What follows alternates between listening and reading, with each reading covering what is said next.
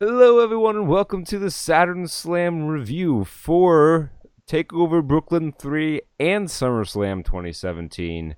Last weekend, it was a tale of two shows. One was good, the other not so much. There were, I'd say, or eight really good matches this weekend, and five of them were on the NXT show. Yep. Yeah. It was not an even distribution, all things considered. We'll talk about. I'll rage a little bit about SummerSlam when we get to that, but let's start with positive things and start with this NXT show because this show was great. I didn't have a Absolutely. match under 4 stars on this show, and I think that we have our new front runner for match of the year in what is not as crowded a field as last year, so it has a good shot of getting there. Yeah, so let's start things off here. Um, Yes. Andrade Almas, Yeah, so we Zelina had Vega. Andrade Cien Almas and Zelina Vega. Zelina, eh? Zelina. Who defeated Johnny Gargano in about as good an opening match as I have ever seen. I gave this 4.5 stars. These two can just flat out work, and this match was really great. Johnny Gargano is probably the best babyface in the company right now, and Andrade Almas is great as a heel. There were a couple of near falls that I bought into real hard in this match. So they went back and forth. Gargano got his offense, and he did this really awesome slingshot DDT thing on the ropes. That was really cool. Mhm. Almas did his running knees for a near fall. And then they wrestled a little more. Johnny did this crazy. Was it?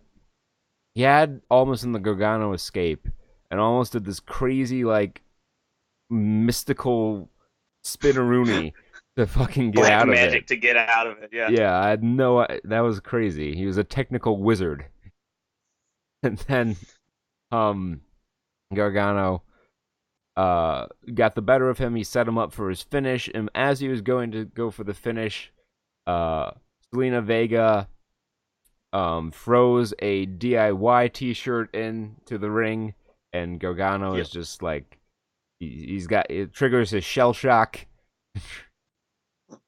and then Gets flashbacks. Almas runs up from behind him, beats him up a little bit, hits him with the hammerlock DDT for the victory. Just really solid match. I like the story at the end there. It's a great way to keep the feud going. But as good as this match was, I just can't help but think how awesome uh, a match between Ciampa and Gargano with this crowd would have been. Oh my goodness. Yeah, that's I don't know. Yeah, it's just Bad this timing echoes on a that lot of injury. themes. Yeah, with a lot of themes that I think just follow throughout the night, which is high energy and technical prowess. Yeah, Just like they just run through the whole show. definitely. I think that's one of the major differences between NXT booking and WWE booking for me is that in NXT they use the story to make the match. In WWE they use the match to make the story. Um, Right. so that's why you like rarely see matches of this quality in WWE in the main events at least. Undercards sometimes they have more freedom to just have a good match. So that's why Hmm. you see those there. Next up was the tag team match for NXT Tag Team Championships. This was a weird freaking match Yeah. from a story standpoint. So you had two heel teams, and they brawled before the match started. Like the offers of pain, like ran down. They wasted no time. They cleaned house. You're like, okay, so the offers of pain are the babyface in this match. But then they got the heat on Alexander Wolf, and he went to tag in Killian Dane. But Eric Young's like, no, I'm in the match, and they worked him over. Eric Young was the babyface in peril. So Sanity, by the end of this, was the babyface team. It was very confusing to keep track. But the main story of this match is this was Alexander Wolf's coming out party, like complete star-making performance in this match. He was on fire. He was doing all kinds of crazy shit, including at one point doing like a corkscrew plancha over the top rope as a large man Yeah, onto two other large men. it's scary to see a big man move that well, Yeah, just anytime. yeah. Oh my He goodness. really was the story of this match. Eric Young was a great babyface in peril. The Authors of Pain did their thing well, which is they hurt people. I guess. They Um, hurt people good. yeah, there was a point in this match where the ring was cleared, and then Paul Ellering and Nikki Cross got in the ring, and everyone was buzzing. They wanted to see Nikki Cross just like attack this old man. They wanted to see the crazy lady attack the old man, but we never got to see it. Um, No there World was Star today. Yeah, there was a point we talked about the dives. Eric Young did a dive. Alexander Wolf did a dive. Then Nikki Cross wants to get on this diving action, so she goes up to the top rope, dives onto, I believe, Razor. I figured that I can tell the difference now. Razor's the taller one. Akam's the shorter one. So it took me this long to figure that out right now. Yeah, but So we got there we got there. when it That's the counted. important part. So she dives onto, I believe, Razor. Razor catches her because she is a 90-pound woman and he is a 300-pound man. And she's got him, and then out of nowhere, Killian Dane, who is also a 300-pound man, comes running out and hits him with like the Bray Wyatt cross-body block thing onto the table that was set up in the beginning brawl that was never used. They go through that, so Razor is out of the match essentially, and then the remaining two members of Sandy, managed to eke out the victory against Akam, and so they are your new tag team champions. But that wasn't the end, because we had Kyle O'Reilly and Bobby Fish come out and beat up everybody. Yep. They just beat the shit out of anyone who was in the ring, and they posed with the tag team title belts, dropped them, and left. So it seemed like at that point they were at least going to put them together as a heel tag team. And Peter's like, I guess you were right about ROH. I'm like, let's see what happens later. Like, they're just together as a team. They were a team in ROH. We'll see if there's anything else. So we went on into the night. Next up was Aleister Black versus Hideo. Oh yeah, I gave that match 3 3/4 stars. Yeah, it was a solid 3.5 on my scale. Real nice, classic tag team action. We had Aleister Black versus Hideo Itami. Aleister Black's entrance was fucking amazing in this. They had the band there. I think they were Code Orange, whose bassist looks like Eric Rowan on the South Beach Diet. Oh god, it's true. And they did the thing, like he rose up in the band and he walked out like between them. It was really cool. And then they had a match. The match was pretty good. It was hard hitting. It was pretty much what we said it would be, where it would resemble more of a kickboxing match than a wrestling match. And largely it did. They were out there. They were kicking each other hard. Aleister Black's nose got busted open. Just like had like a half mustache all the way down his face. It was cool. Like, they're not allowed to have blood on purpose anymore, but like that was very fortunate blood, because it really helped sell the hard hittingness of the match. And this match was plenty stiff. Tommy, so they just hit each other and hit each other. There were some cool spots, some near falls, some really nice sequences. Tommy teases the GTS. Aleister Black gets out, and then Tommy just runs at Aleister Black, and completely out of nowhere, Black Mass kick for the 1, 2, 3. Yeah. Aleister Black, your victor, and I would say his days in NXT are numbered. He's a star right now. He is ready to go. And with the way they're setting up the main event feud for the next while, I don't see him getting, and there's so few takeovers, like I don't see him getting a run with the NXT belt until like the middle of next year. And I think that'd be a waste to keep him down there that long. Like they need stars on the main roster, and this guy, he carries himself like a star. His entrance, that's a star entrance. You know, he's got the whole thing down. Hmm. And especially the fact that they can put up when they need to put up, like because this is the biggest. You were talking about this. This is their version of SummerSlam, so this is where they need to shine, and This where is really their SummerSlam version of often, WrestleMania. Like yeah, this is bigger WrestleMania, than yeah, their WrestleMania show. and where WrestleMania often comes up about average. These guys really take it, and they still have like the real heart. Be like, I gotta make this count, and they Yeah. do, and they did, and it was fantastic. Well, a lot of it has to do with, the way NXT is set up. Like, there's only 5 matches on this card. It was only a 2-hour show. Each match had at least 10 minutes to tell their story and get their 10 minutes of ring time. Not like you have 10 minutes for your segment. Okay, we have 3 minutes of Mhm. entrances. And if it's a title match, like a championship announcement, okay, we have 5 minutes to put a match together. But these Yeah, guys, they get the time that they need. Uh, and they have the freedom to go out and just have a good wrestling match, which is exactly what these two girls did. Asuka and Ember Moon, and just an incredible match. This is as good. Like I didn't get the Asuka hype. I'm like, okay, yeah, she's good, but I haven't really seen her have many good matches, great matches in NXT yet. Uh, this was the great mhm. match I was looking for, and I'm sold on Asuka now, and I'm sold on Ember Moon even more. Uh, Yeah. Because I remember when she first came out, we were looking at, we were sort of skeptical, like, oh, is this going to work out? Not really sure about this. And her first couple showings were kind of average, but man, she is advanced. This match was crazy. I watched, I did it. I watched it again just before we did this because I really was just like, I wanted to like savor every moment of it.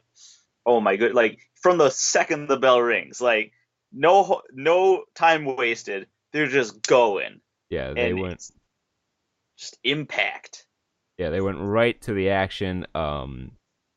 They got they came out of the gate really strong, and then they slowed it down a bit to get the crowd, bring the crowd down like a little bit so they can bring them back up, and then the ending of like toward the end of this match, like the last 5 or 10 minutes was just nuts. Like near fall after near fall, big move, big move. Ember Moon hits the eclipse, and I was like, "That's it, it's over. Asuka's streak is over." But they had Asuka kick out of the eclipse, which I'm not sure how I feel about that. Yeah. I'd rather her like get her foot in the rope or something, because I feel like it doesn't kill the move. Okay, you can kick out of a finisher. It happens. As long as they Mhm. don't make it like the AA where everyone kicks out of at least one a match, I think we're going to be okay. But she kicked out of the Eclipse. She went for it again, and then Asuka like got the ref in between them, so she just had to go for like a high cross body block, and then Asuka rolled through, and then they did some more things, and then eventually she got her in the Asuka lock, and Ember Moon tapped out. Match of the night, 4 3/4 stars, probably match of the year. Um, Yep. and That's it was incredible. 4.5 stars. If you want to see what effort and what like just intensity looks like in a wrestling match, this is what you got to look for. Like Yeah, this is the kind of match you watch. if you were one of those people who was like, no, I guess the women they're okay, but like I don't know, I haven't seen a truly great women's match. Go back watch this match. Go back watch Bailey and Sasha at the first Takeover Brooklyn, and you'll see what these girls are capable of when they have a good story and they work properly and they're given freedom to wrestle. Yeah. We've been critical of some of the higher profile women's matches, but that's because we know that they're capable of greater things than what they show in, say, the Hell in a Cell match. Yeah, absolutely. Like if the Goldberg Lesnar match was yin, this was the yang. Yeah, Just complete opposite. it's a good way of putting it. So that led into the main event, which uh, was, arguably the worst match on the card, but even so, it was really fucking good. We had Drew McIntyre versus the glorious Bobby Roode. Duh. Um, and the match was on its way to being glorious. They had the bagpipers play out McIntyre, McIntyre. and they had, and I really wish they had him kept his music when he was there the first time. They used it in the Hmm. promo package, and I was like, oh, don't remind me how much better his music was back then. Now it's like super generic, like rock metal riffed 27 because there's 80 million Yeah. of those running around. Um, and then they used the same. It was the same entrance that they used in Takeover Chicago for Bobby Roode with like the piano thing in the beginning and all the smoke, because all all of the entire all smoke. state.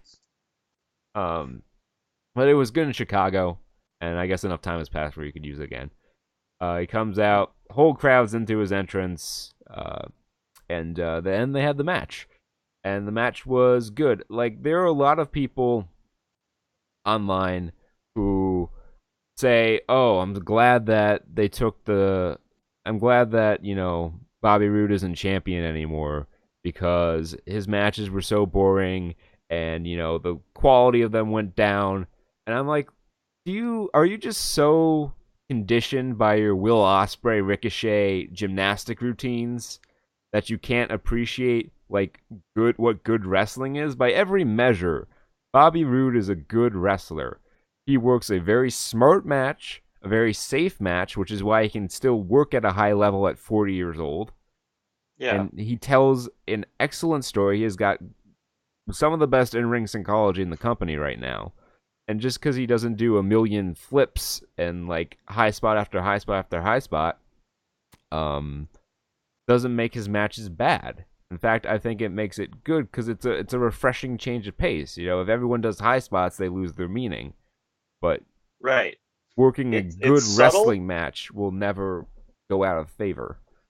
Exactly. It's subtle and it's the beautiful quality. It's like, when people criticize like, oh, the Floyd Mayweather, when they see Floyd Mayweather fight, they're like, oh, this is so boring, it sucks. But like that just shows that He they're not wins. up on it. Yeah, I Yeah. mean, I'm not Wins a and they don't understand what the core of it is. yeah. I mean, like, yeah, he gets the. I mean, that's a little bit different because that's like Sure. the idea of boxing is not to be entertaining. The idea is to win.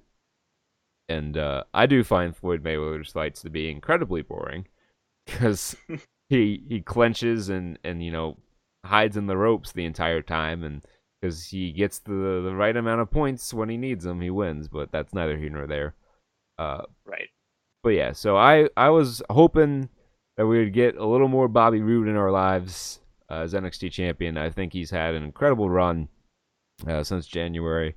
Arguably the best, I'd say him or Neville, best NXT championship reigns. Um, Although they're all an improvement over Finn Balor's reign.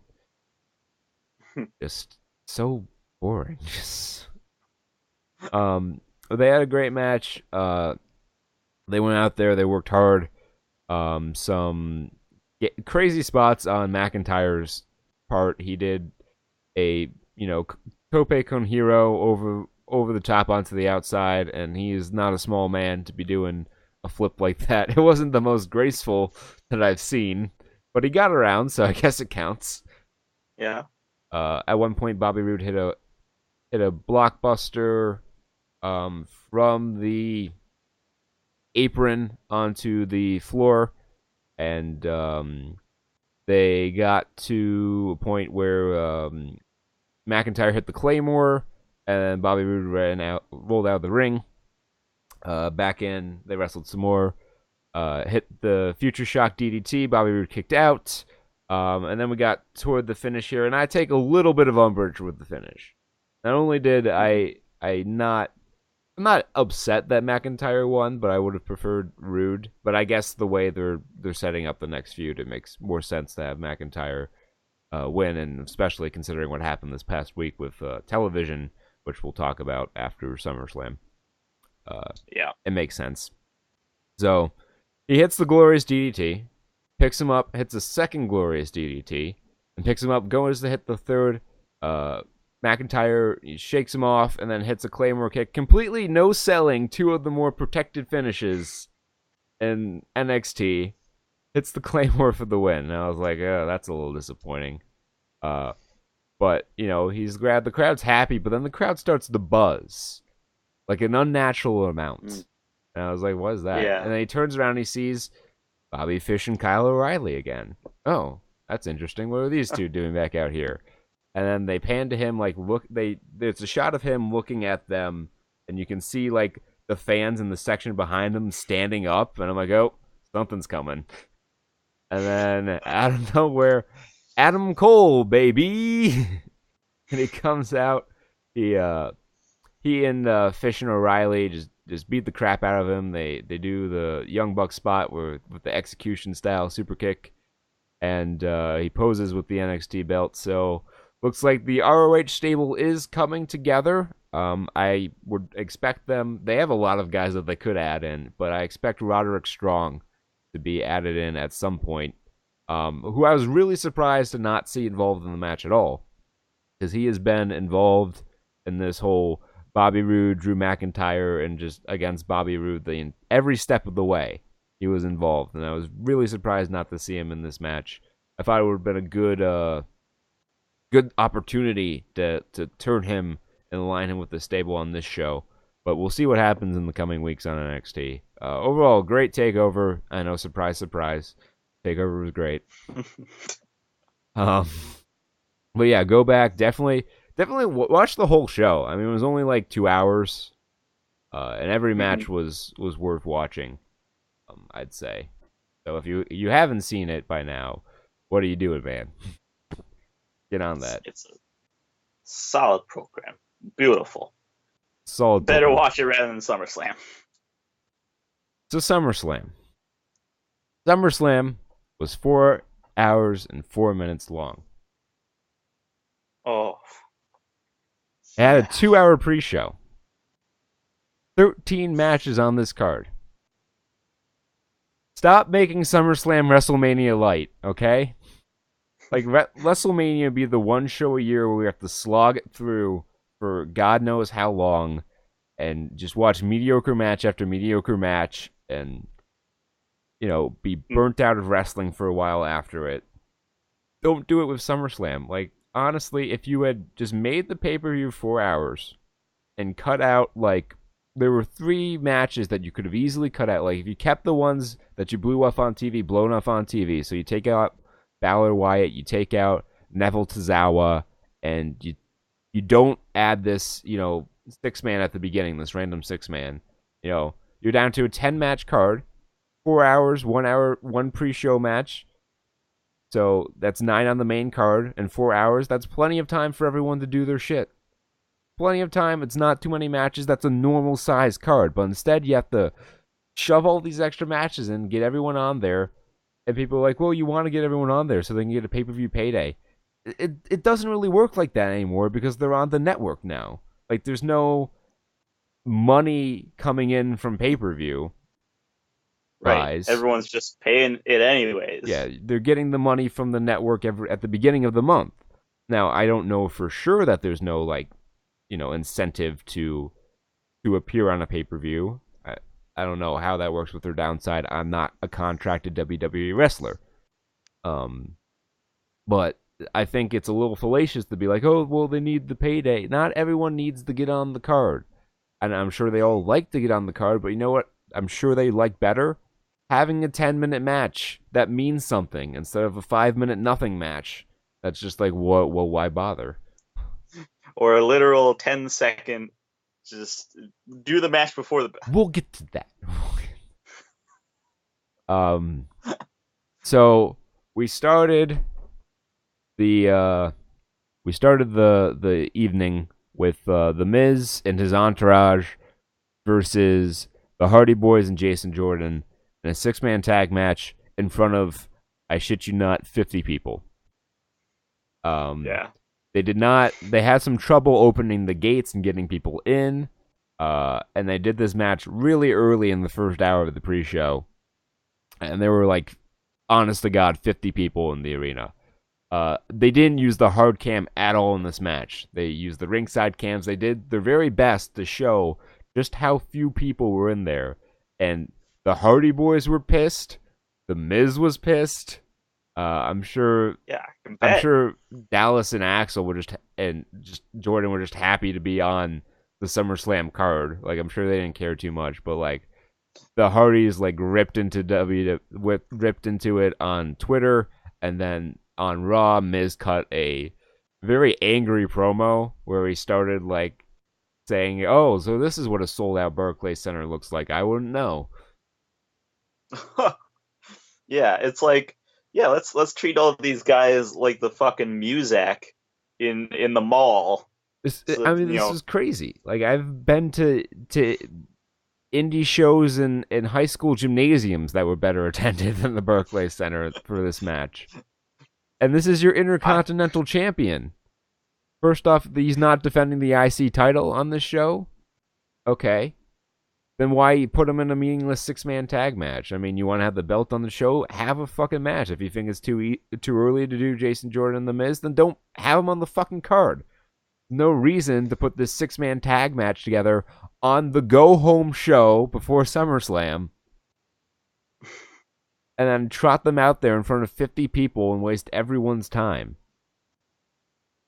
So anyway, The Miz, worse than meaningless. Worse than meaningless. The Miz beat got the pinfall on Jason Jordan with a skull-crushing finale. This match was just there.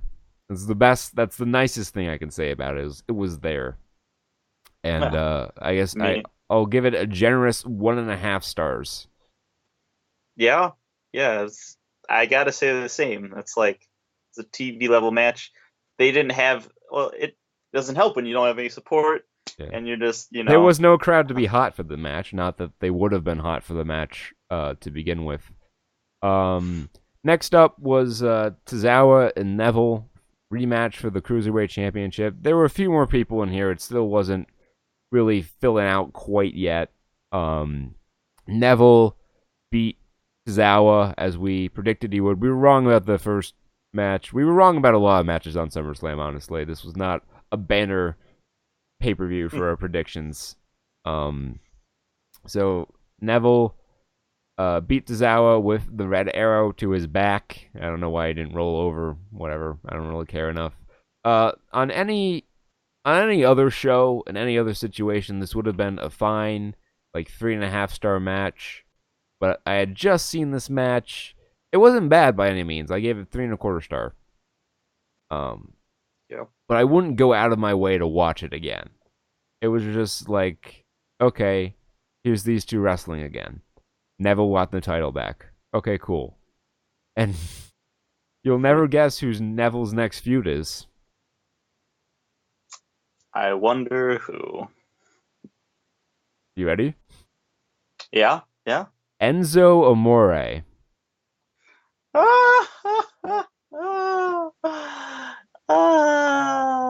How the not mighty have fallen. We're about to find out just how good Neville is. If he can get watchable matches out of Enzo. I'm just trying to imagine that. Like Enzo just like crab walking around the ring, just like, I don't know what's going on. Well, Neville just goes to make a hot tag to a partner that isn't there.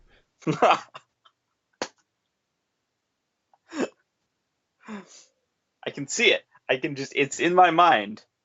Just that one moment where he just falls flat on his face. The Usos versus the New Day for the SmackDown Tag Team Championship match. This match was great. This match was the best of the matches they've had so far. This match, it's a shame that it was on the pre-show. But they had a good crowd for this, and they got the crowd super hot because this match was awesome. All kinds of crazy dives and shit. It was Big E and Xavier Woods versus the Usos. And, shit was flying everywhere. Bodies were all over. Car crash wrestling. Really good tag team stuff. It's the natural evolution of their battleground match. I like the finish a lot, too. The Usos became the Samoan Young Bucks and just, hit Big E with 50 million super kicks. And then they did a double splash onto Xavier Woods, who was hung up in between the ropes. And then on to Big E for the win. So Peter correctly predicting that the Usos would get their titles back. Interested to see if they run this match again. I would like to see them have some sort of stipulation like 2 out of 3 falls, or Ooh, yeah. dare I say maybe Iron Man. Although they just did an Iron Man tag match at Great Balls I of don't know. Fire. But I mean, if they just did one, it'll be in people's minds. So when they do it, it'll be maybe a little more exciting. yeah, I they don't know. haven't done a 2 out of 3 falls in a while. I think that would be a good stipulation. I prefer that to the Iron Man match a little bit. Uh, just because like you know how long the Iron Man match is gonna go. Like you don't have that drama of like when's it gonna end, because there's a timer telling you exactly when it's gonna end. Yeah, Um, it's true. so we transitioned onto the main card, and we had John Cena jerking the curtain at SummerSlam versus Baron Corbin in a Barry Baron Corbin's career match. Um, Yep. which I John swear this. Cena won with a This. single AA. Yep. This was the. I think this was for the kids. This was like the. It's early on in the card. All the kids are up, and they all love John Cena. So let's give him a big match. Make him all happy. SummerSlam. Big This time match wrestling was fun. boring. I'm sorry. I need to apologize because I at one point led our viewers to believe that Baron Corbin had something. Whatever he had, he doesn't have it anymore. He is he is really boring in the ring, um, and he is not exciting on the mic. Which I mean, he can talk. We saw it on Talking Smack. May it rest in peace.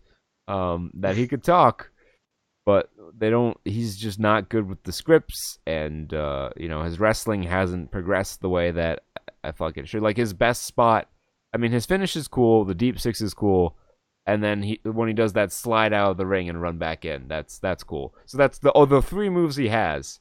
I mean, Kevin Nash at least had 5. Yeah. Yeah, I Um, agree. It's just but they're this on early. Yeah, it was on early. There was nothing to it. Oh yeah, I forgot to give the stars for Usos. I gave it 4.25. Yeah, it was probably a 3.5, 3 3/4 for me. Yep. Um, this match 1 star. I It was only on the card because John Cena was in it.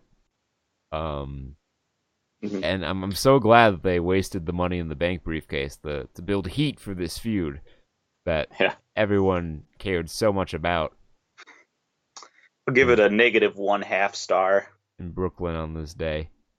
Um, Yeah, there's nothing to it. John Cena breaks his streak of losses on SummerSlam. This was his first SummerSlam win since he buried the careers of 7 young promising up and comers. That SummerSlam sounds like an 2010. urban legend. I remember that time when John Cena killed 7 wrestlers' careers. None of them were really the same again. I mean, one of them came back as Ryback and had a little bit of a push, but then died. Wade Barrett never really amounted to anything. Justin Gabriel's no longer in the company. Heath Slater is Heath Slater. And I don't even remember who else was in that match. So that tells you how. Oh yeah, David Otunga. He's an analyst now. Yeah, Um, yeah, I don't even remember who else was in there. So that shows you how well they recovered from that burial. Um, yikes. so then we had Natalia and Naomi, and what was a decent match, but like there was not much heat for it. Like I mean, it was a solid like 2.5 star match. Um, Hmm. it could have maybe main evented a SmackDown, but on this show it just kind of got lost in the shuffle. They did some decent spots, nothing too crazy. Natalia wins with the sharpshooter.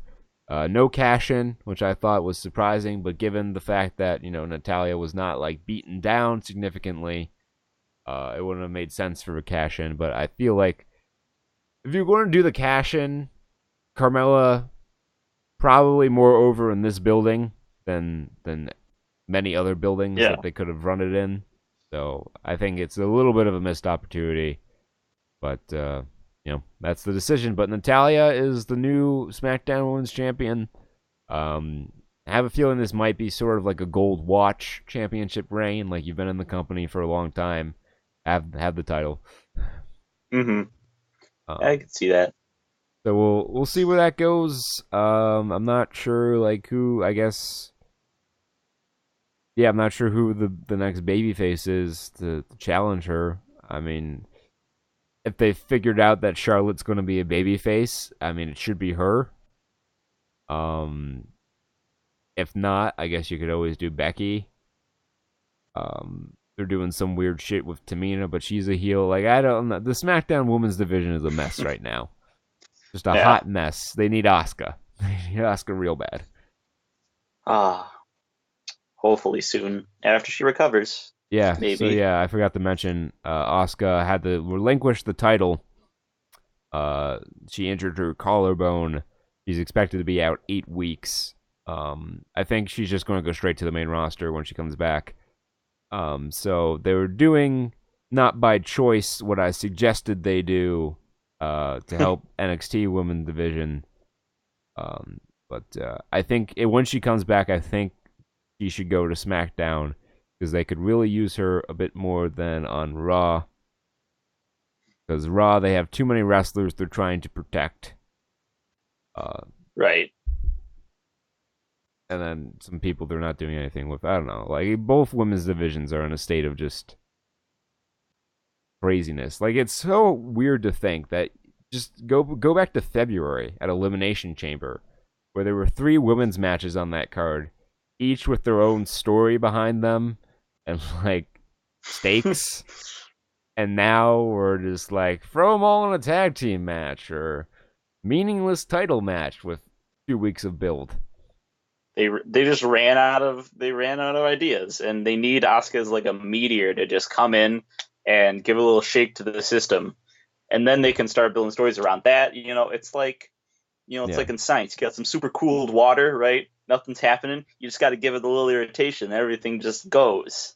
Science talk today on our wrestling cast. Uh, that led to Big Cass versus Big Show in just a waste of a match. Enzo came out, he just ran his mouth about it. I couldn't even tell you what. And then Big Cass's music cut him out, and they put him in the shark cage. And all he did in the shark cage was like yell down the entire match. Like he was driving everyone crazy. Big Show was upset backstage about it. Um, so Enzo has heat with everyone, and if he if he if moving him to 205 live like kills his career, like I suspect it would, I would say we are 3 months away from wishing Enzo Amore well in his future endeavors. Um, Yeah, I want to see uh, the Enzo Amore versus Ellsworth match. that's really the only match that he could believably win at this point. Yeah, Big Cass got the win here. The best part of this match was when Enzo looped himself up to escape from the shark cage, and the exact instant he dropped down, he got booted out of the ring by Cass. These two had a Brooklyn street fight on Raw, and Big Cass tore his ACL. I knew as soon as he landed and like grabbed at his knee, I'm like, oh, that's an ACL right there. And yeah. unfortunately, I was correct. He's going to be out probably at least 6 months, probably longer, because he's a tall guy and they take a longer time to heal with knee injuries. Yep. So that's unfortunate for him. So even Gas might be in jeopardy of being wished well in his future endeavors. I What think happened to them? Like, they split him up to get heat. They took an act that the crowd liked and they broke him up because they need to get heat. That's all these writers fucking know how to do is get heat. They don't know how to build a baby face. They're just because that's hard. That takes, planning and long-term thinking. No, let's just get cheap heat every week and people will go pay matches to see heels. two young dreams broken and smashed Yeah. in the WWE world. I mean, they're Ah, at least I think Vince is still at least high on Cass, so he's got a shot, but he's not he's not great. Like he needs something. Like I think he Hmm. should come back with a different gimmick, or at least a gimmick. Right. He Um, just yeah. I don't know what you do with him, but they've got like 45 writers on staff. I'm sure one of them can come up with an idea. I don't know. I mean, yeah, they've proven to be incapable of doing that before. Of course, to be fair, I don't know how much of it is like they don't have ideas or they don't know wrestling. I mean, a lot of it's they don't know wrestling because they hire fucking Hollywood writers because Vince thinks that he's a TV show, not a wrestling show. Um, and then whatever ideas they do have to get past the crazy man behind the curtain, Yeah, it's who celebrated his birthday on Thursday. So happy birthday, Vince. yeah. I would no, that was bad. I was going to say and many more, but I don't really mean that. But just retire. You're like Yeah. 72 years old. You can retire. It's fine. Enjoy the Um, benefits of a nice, quiet life, and we can all move on. And then you can just watch wrestling, and you can see like, wow, those kids who I gave the company to, they're doing a swell job with it, and everyone can be happy. yeah. I mean, Vince. Yeah, Vince only watches his own stuff. I don't think he even watches NXT stuff. That's pretty apparent by how poorly he books many of the NXT call ups. Uh, But Hmm. like if you watched NXT, you'd see, oh yeah, Triple H is doing a fine job of promoting a wrestling territory. Now a lot of the now Raw and SmackDown are going to get magically better when Triple H takes over because it's different. There's a lot more of Raw and SmackDown to produce, and you can't just take the NXT formula and apply it to Raw and SmackDown. But there are certainly principles that would work and make the show better overall, like just coherent booking. Yeah. Unlike this match, Randy Orton versus Rusev, which was made on a whim, um, they brawled and then they rang the bell. Randy Orton hit an RKO and pinned Rusev in 10 seconds. Why was this on the card? Couldn't tell you. Literally, just yep. It's -2 stars. Like I said, it's another match that's worse than worthless. It's not a match, so I gave it 0 stars. I gave Big Show and Big Cass -2 stars because that was just they had the crowd chanting boring. They completely lost everything in that match. Um, so that led to Sasha Banks versus Alexa Bliss for the Raw Women's Championship. Alexa debuted a new hairstyle, and that was the Mhm. most remarkable thing about this match. Everything else was, pretty much paint by numbers. Sasha Banks and Alexa Bliss fair, except Sasha got a clean victory with the Banks statement. So we have a new Raw Women's Championship champion. They're doing the rematch on Raw next week. So who she faces at No Mercy, I couldn't tell you. Probably Nia Jax. So Sasha, I So she hope get injured. I hope I hope your health insurance is up to date. Yikes! Oh, um, that should be Nia's new gimmick. Is just the train wreck. Just like don't get in her way. yeah, I honestly I'm curious to see like what they're gonna do if she's gonna hold the belt until Bailey comes back, and if they're going to have the boldness about them to do Bailey versus Sasha Banks with Bailey as the heel. Because I mean, I can't imagine what a heel Bailey looks like. I Like don't. that just Yeah. doesn't work for me. But she needs some sort of injection. Like she was getting booed all weekend in Brooklyn, which is like, come on, guys. She doesn't Yeah. deserve to get booed. She's not the one who's booking herself like shit. She's just doing what they tell her to do and trying to make the best of it. But yeah, like honestly, it amazes me the depth of the incompetence of the people running the main roster. Because I was like, there's no way they could screw up Bailey. She's the easiest character in the world to book. They screwed her up. So when I say there's no way they can screw up Asuka, or there's no way they can screw up Aleister Black, I'm not so sure anymore. Because they screwed up Bailey, they screwed up American Alpha, whose entire gimmick was they have good matches. I don't know how you screw that up. You just let them wrestle, but they didn't let them wrestle, and everyone forgot about them. Oh God, it's amazing. It's I'd think of a funny pun, but I don't know. Even that would be more thinking than they've been doing about these matches. It's just like if it's not one of their chosen few, or honestly, really, if it's not their chosen one, they don't even think about what's happening in the next couple months. Like I heard, I don't remember how long back this story goes, but there's a story that like the only superstar that they ever plan out the next like 3 pay-per-view matches for was John Cena. Everyone else they just kind of flew by the seat of their pants. Absurd. It is absurd. Like I don't understand their obsession with building the company around one guy. Because in your company's most successful era, the Attitude Era, you had multiple guys on top. You had Austin, you had Rock, you had Triple H, you had Undertaker, you had Kane, all on top, all viable main event guys who could have. You had Jericho as well, all viable main event guys that you could put the title on and have matches with that were legitimate draws. You also had Kurt Angle in that mix. Like, I don't understand their aversion to building around multiple guys. Because it worked quite well the last time you did it. But nope, yeah, we gotta have one guy. Roman Reigns is the guy. Everyone else... Yeah, no, it's fucking wrestling. It's not SNL. You don't just do it that week. Yeah, Even SNL is better continuity than this shit. Honestly, they do. Kevin Roberts is coming back. So yeah, this match was just a match. I gave it 2 stars. 1 star, 1.5 stars. I don't know what they're gonna do next with these.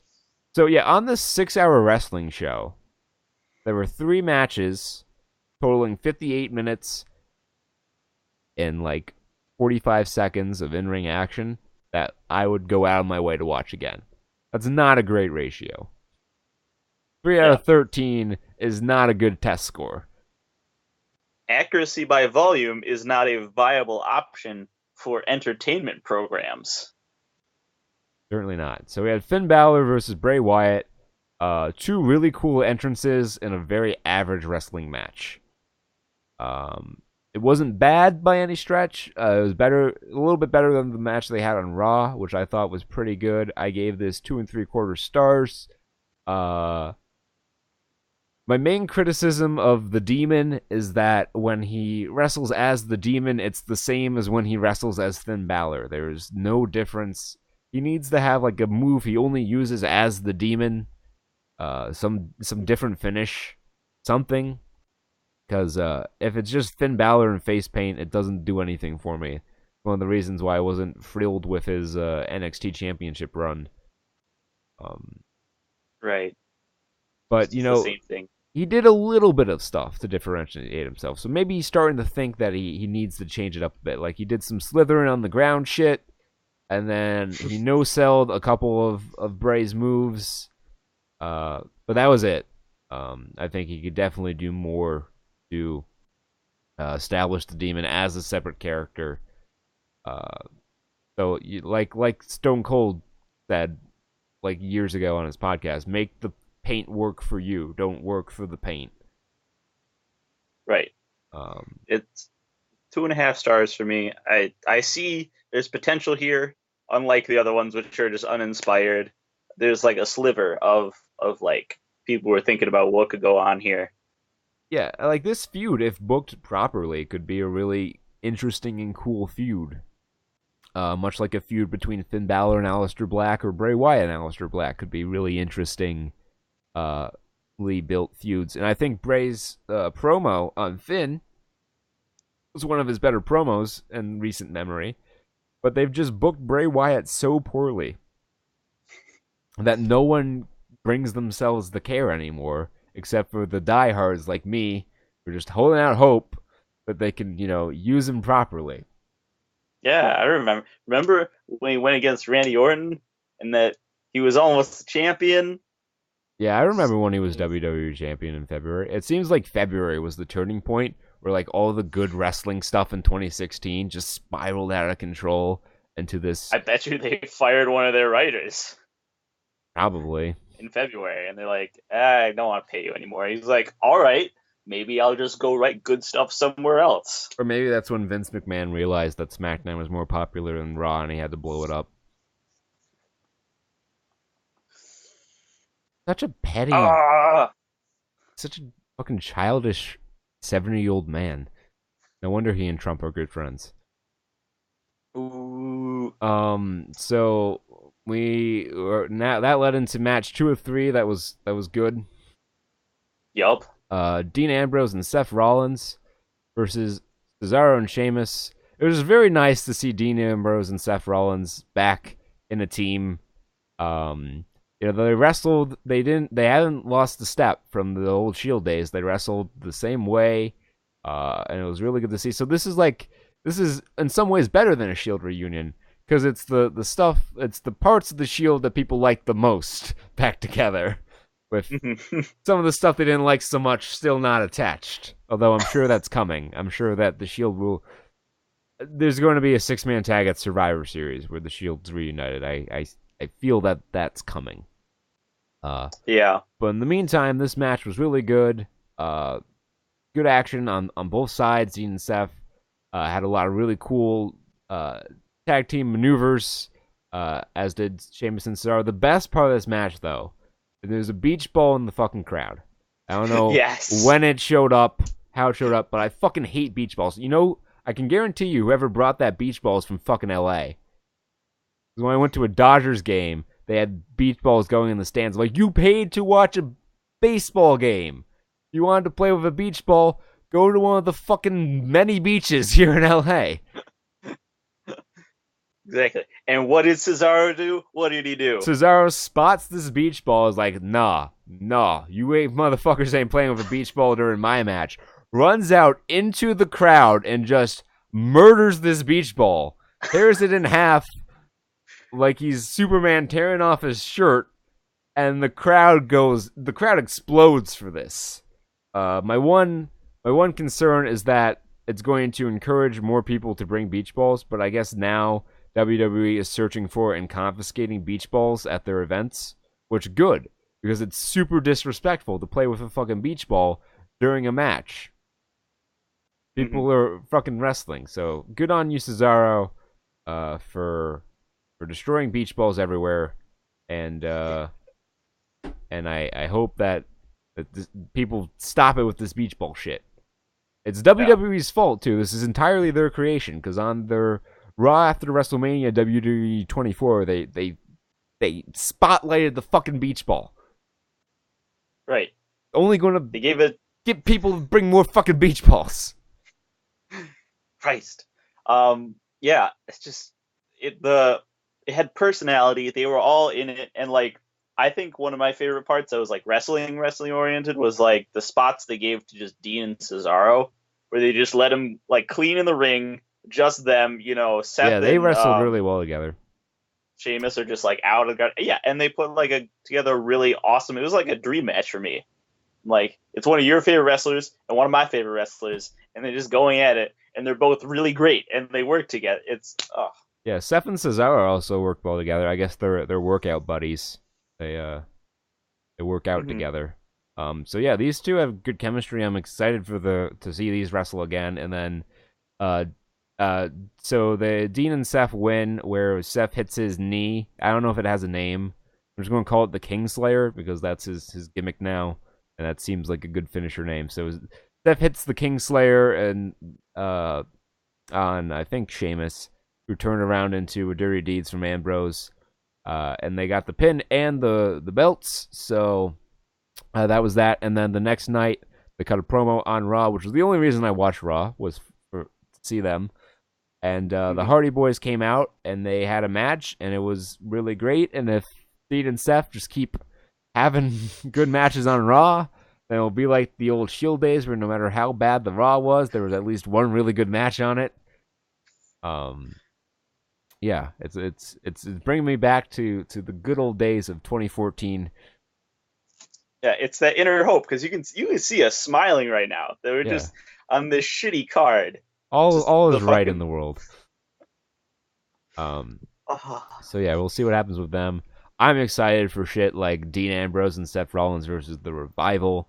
I'm also really excited if they ooh. do on Survivor Series, another like Raw versus SmackDown match. I would be excited to see the Revival, in the Usos.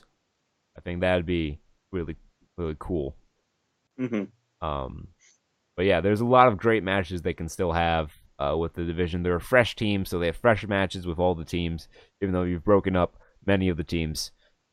Uh, but we'll see what happens. I'm hopeful for the future with this pairing. It gives two of your bigger stars something to do. They're going to elevate the tag team division with their top names holding the tag team title belts. So it can only help.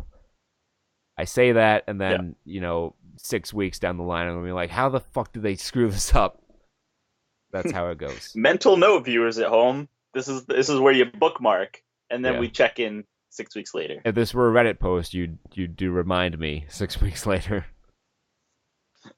Um. Exactly. So we had AJ Styles and Kevin Owens with Shane McMahon as the special guest referee in a match that was really hindered because it was the Shane McMahon show. And any match built Yep. around the referee is not going to be very good. Uh, so like I guess the whole thing is that Kevin Owens feels like he was screwed by Shane with the finish of this match where AJ had his foot in the ropes, and then Shane waved off the pinfall. Uh, However, AJ would have been screwed in the match because Kevin Owens tapped out while Shane was outside of the ring. And Yeah. that my favorite part of the match was immediately following that spot because Shane comes back in the ring and AJ's yelling at Shane, and Shane's like, "It was a 2 count," and AJ's like, "That was the last spot, you fucking idiot. He tapped out." Just berating Shane. It was great. But what I'm hearing is that it's going to be Kevin Owens versus Shane McMahon at Hell in a Cell in Hell in a Cell. So All right. All right. we'll see what happens there. Personally, I'm not a fan of Shane McMahon matches, um, but I You can't know. avoid it because if he wants to have a match, he's a McMahon, so he's gonna have a fucking match. Goddamn it. Um, so that led into we had the title matches back to back. We had Jinder Mahal versus the Singh brothers versus Nakamura. And it was the exact same fucking match that Jinder Mahal has wrestled for 4 straight months on pay-per-view. Getting really fucking sick of it. It's the most protected finish in WWE. Singh brother interference. He never loses. No one kicks out of the Singh brother interference. It's ridiculous. Yeah, we were pinning all our hopes on this. Like, okay, his gimmick is null here. Nakamura's coming in. Nakamura's gonna be great. We can break this, and then we can have some fresh stuff coming in Yeah. instead of this stagnant ass setup we got. But nope. But no, We have at least another month of Jinder Mahal. I imagine this is going to be they're going to have another match between these two in Hell in a Cell, and then somehow the Singh brothers are going to get in there because Hell in a Cell keeps everyone out except all the the Singh time. brothers. Yeah, well, I mean, Jericho got in there last year, the Kevin Owens Seth Rollins match, and then if they can get into the fucking Punjabi prison, which is 2 cages, how is 1 cage going to Yeah. keep out the Singh brothers? Oh It's my goodness! ridiculous. Yeah. Um, like out of the blue, like this is a beautiful mental dream match I just had. So it's Roman Reigns versus Jinder for the championship, right? Okay. And then it gets to the end, Singh brothers come to interfere, and then Dean and Seth come in for the counter interference, beat the crap out of them, reunite the Shield, gets the championship. That would probably get Roman over, honestly. If you take the thing people really dislike about SmackDown and you give them the Shield back, they'll be like, "Oh, okay, we'll cheer Roman." Okay. I guess we can It's make that concession in this circumstance. yeah, writers, you better be listening. This is the 1-2 punch you can pull. Just slide it in everywhere. You know you're flexible. We know you're way too flexible for this. But yeah, so Jinder Mahal is still champion. Um, I need to find out when the fuck this India tour is. Because after this, he better be dropping that fucking belt. I'm getting real tired of this. I wouldn't be as mad if it weren't the same fucking match every time. It's the same match. It never changes. Mm-hmm. It's just like we'll throw out, the definition of insanity is Jinder Mahal. Yeah. I gave him a chance, folks. I was like, okay, let's see where this goes. But you know what I've seen? A guy who can't really wrestle that well. A guy who can't really cut a promo that's very good. Sure, he's presented like a star, but if he can't do anything else, if all he has is that he acts like a duck, but he doesn't look or quack like a duck, he's not a fucking duck. Yeah. Only ducks can be champion. Anyway, that led us into the best match on the card. And if not for the women's match, I would say the best match all weekend, which was the fatal four-way between Brock Lesnar, Roman Reigns, Samoa Joe, and Braun Strowman. This was just a big hoss fight from the start. Everyone was hitting each other with everything, and it was just a lot of fun. This was the Braun Strowman coming out party, and I'm mad because you really should have put the belt on him in this match. Like, absolutely.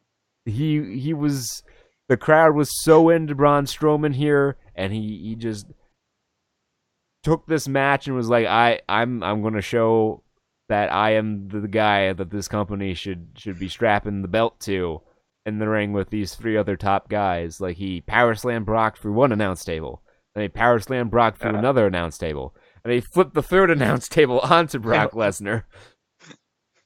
Yeah. Just tossing shit around like it's fucking nothing. He just hulked out on everyone. He threw the fucking office chair at Samoa Joe. Like it was Perfect. a fucking Got Brock baseball. In the stretcher.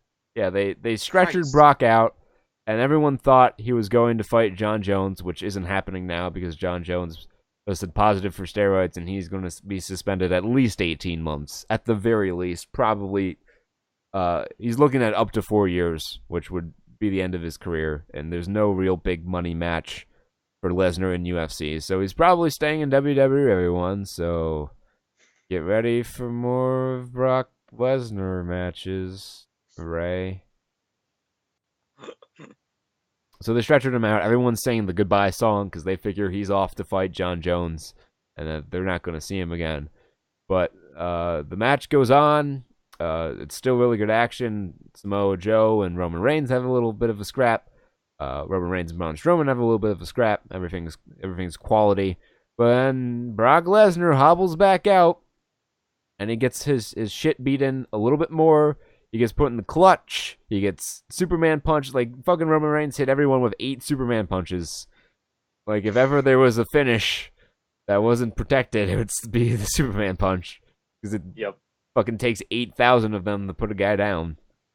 Not very Superman. Exactly. I gotta tell this part of the story from my perspective. So I was at my house, and the internet's crappity crap. So I just said, fuck it, I'm gonna pause it, let it like buffer and get some time on. Meanwhile, Kurt texts me. It's about the end of the night, and he just says, "Just God damn it!" He's just spewing hate at me through the text. Like, I can't believe this is happening, and I know exactly what's happening. I'm waiting for it, and as soon as I see Brock Lesnar walk back out, I'm like, oh, this is how it's gonna be. Okay, do I even care anymore? No. Let's not have a good match. I know how this. Can we just skip to the end? Can I DVR this, TiVo this, just right to the end? And fucking sure enough, like a goddamn Saiyan, Brock just comes back from the brink of defeat and just inexplicably 10 times stronger. Yeah. He comes out, he starts throwing people around. He goes to German suplex Braun, but Braun's like, "Are you fucking kidding me?" And he gives him an elbow, and he beats him up. So when he goes for a power slam, but Brock puts him in a Kimura. That gets broken up by Samoa Joe. Brock gets put in the clutch. And then Roman Reigns comes in and Superman punches Joe for some reason. And he Superman punches everyone else. He goes for a spear on Brock Lesnar. Brock Lesnar picks him up out of the air, hits him with one F5, and then pins him and leaves. And the best part about this is it's evolved to the point where Brock Lesnar is now part-timer in his matches. He only wrestled part of this match. It's amazing. So he's Universal Champion. They're doing Braun Strowman versus Brock Lesnar at No Mercy, which is a shame because that should be the WrestleMania match. Because after this match, I have no desire to see Roman Reigns versus Braun Strowman again. Or Brock Lesnar again. Because that was a decisive victory. Like, Roman Reigns threw his best at him, got beat with one F5, and that was that. I was really hoping Roman was going to kick out of that, but he didn't. But he took the clean pinfall loss here, which I'm glad that Samoa Joe did not take the clean pinfall loss here. At least there's that for him. But they're doing Braun Strowman and Brock Lesnar at No Mercy, and if they're smart, this will be where they take the title away from Brock Lesnar. If they keep it on him through this, then I don't know. This was a very frustrating show. A lot of the results didn't make much sense. It wasn't very good. I've never so strongly considered canceling my WWE Network subscription than I did after this show. Because it's just getting to the point where it's ridiculous how much they're hitching their wagon to like these couple of guys. But I don't know how much New Japan World costs, and I don't speak Japanese, so I don't know if that's a viable option for me. Yeah. So we'll see. I mean, if it weren't for NXT, we'd be off of WWE Network. We'd be reviewing New Japan shows. But NXT's there. And thank God it's there, because we needed it going forward. We'll see what happens. A lot of this can be forgiven if they, book smartly going on. Bobby Roode's on SmackDown now. That's great. Shelton Benjamin's also on SmackDown now. They just slotted in a different black guy who did amateur wrestling to be Chad Gable's tag team partner. So we'll see how that goes. It's not hopeless, but this SummerSlam was not a good show. You can watch the Usos and the New Day. That was a good match. Dean Ambrose, Seth Rollins. That was a good match. The main event. That was a good match despite the finish. And that's it. That's an hour of good wrestling salvaged from 6 hours of SummerSlam. And I'm getting really tired of all these long marathon shows because it's just too much wrestling. And my capacity to consume wrestling is probably greater than that of the average bear. And if I say it's too much wrestling, you can take that to the motherfucking bank. Yeah, who is this for? Besides, not even the hardcore wrestling fan, because there's just not enough quality in this. No. Yeah, it's insane. It's hard to really say what the. This reminded me of the fucking. Oh wait, no, it's still going on. I was like, this reminded me of when we had the double pay-per-views and everyone, each company had their own set of pay-per-views. Oh, I'm like, wait a second. These big four pay-per-views are nice though because we didn't have a pay-per-view for like 4 or 5 weeks leading into it, and we don't have a pay-per-view for 5 weeks after it. So it's a little bit of a break with these big four shows. So they feel like they have to have 2 pay-per-views worth of matches to balance it out. Which, no, it's not how this works. Not how any of this works. But we'll catch you guys next time for No Mercy predictions and then the No Mercy review. We're going to try to get a little bit better about bringing you these reviews more timely to the event. But with the big four shows, I like to watch the TV. So, like, my wild speculation as to the direction they're going isn't as wild. I have some context for that. But we'll try to get better on it. We're on the East Coast, so it's a little harder. These shows go off the air at 11, and then next day's Monday, and we have stuff we have to do on Monday. So But we'll try to get better moving forward. Thank you all for watching, and we'll see you next time. See ya.